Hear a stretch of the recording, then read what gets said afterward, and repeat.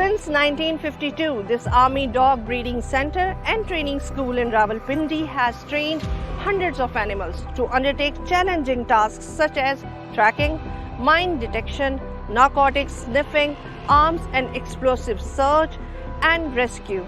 Arab News will take you inside the center to show how these dogs are trained and what kind of special tasks they can perform. So let's head in.